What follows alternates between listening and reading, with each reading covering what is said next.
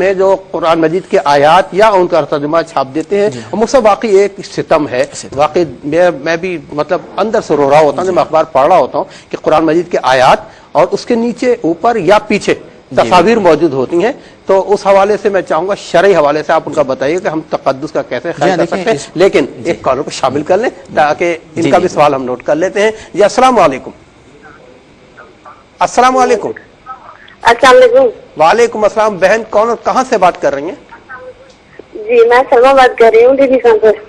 جی بہن سلمہ بات کر رہی ہیں. جی سلمہ بہن فرمائیے آپ کا کیا شرعی مسئلہ ہے؟ جی قبرستان میں عورت کا جانا بہتر ہے یا نہیں اگرچہ وہ باوجود ادا کردہ جائے؟ اچھا ٹھیک ہے سلمہ بہن آپ نے سوال کیا قبرستان میں خواتین کا جانا بہتر ہے یا نہیں. مفتی صاحب آپ کے اس سوال کا جواب بیان کریں گے. آپ کا بہت بہت شکریہ ہماری بہن کہ آپ نے اس پروگرام میں شرکت کی. جی مفتی صاحب. جی ہاں دیکھیں اس میں دو چیزیں بڑی اہم ہیں. ایک تو یہ کہ جو ادارے ہیں وہ اس چیز کا خاص خیال رکھیں کیونکہ مسلمان ہونے کے ناطے سب کی ذمہ داری ہے. اگر میں دیندار ہوں تو میری ذمہ داری بھی ہے لیکن جس طرح جو دیگر مسلمان بھائی ہیں ان کی بھی ذمہ داری ہے. پھر اس کے بعد جو لوگ اخبار لیتے ہیں ان کی بہت بڑی ذمہ داری ہے کہ وہ اخبار کو ردی میں نہ دیں اور اگر بالفرض دینے کی ضرورت پیش آ بھی جائے تو جس مقام پر قرآنی آیات ہیں مسلمان ہونے کے ناطے ہمارا اتنا حق تو بنتا ہے نا کہ ہم اللہ کے بندے ہیں اور اللہ کے کلام کی تعظیم ہم پر فرض ہے. بالکل آپ دیکھیں اگر آپ کے والد صاحب کا کوئی لیٹر لکھا ہوا ہو اور والد صاحب کا انتقال ہو گیا ہو اور آپ اسے ذرا پھاڑ کے پھینکے تو آپ کی کیا کیفیت ہوتی ہے؟ یا اسے اگر پاؤں کے نیچے رکھا جائے یا زمین پر پھینکا جائے تو آپ کے دل کا حال کیا ہوتا ہے؟ تو اللہ تبارک و تعالیٰ تو ہمارا خالق ہے, ہمارا مالک ہے, ہمیں معدوم سے موجود کرنے والا ہے اور ہم پر انعامات و اکرامات کی بارشیں برسانے والا ہے. تو اس کے کلام کی ہمیں بڑی تعظیم کرنی چاہیے. دوسرا انہوں نے یہ پوچھا تھا کہ جب ہمیں انہیں مقدس اوراق میں ڈالنا ہوتا ہے تو پورا اخبار ڈال دیں؟ نہیں, جتنے مقام پر قرآنی آیات یا احادیث لکھی ہوئی ہیں اتنے مقام کو آپ ڈالیں.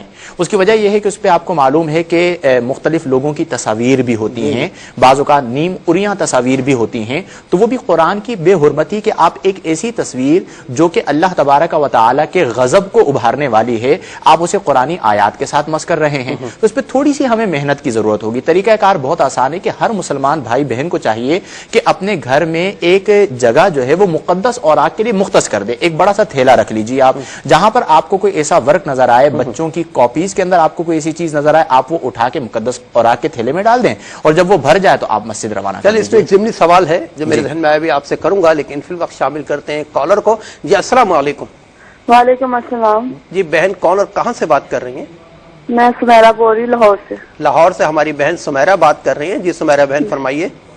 جی مجھے مفتی صاحب سے یہ پتا کرنا تھا کہ موبائل پہ جو ایس ایم ایس آتے ہیں کہ اللہ کے نام کے آپ صورتیں وغیرہ سینڈ ہوتی ہیں کہ آپ ایمان کے کتنے قریب ہیں, اللہ تعالیٰ سے فلاں لوگ نے ایسے کر دیا, وہ ہم ڈیلیٹ کریں تو مزید آگے سینڈ کریں؟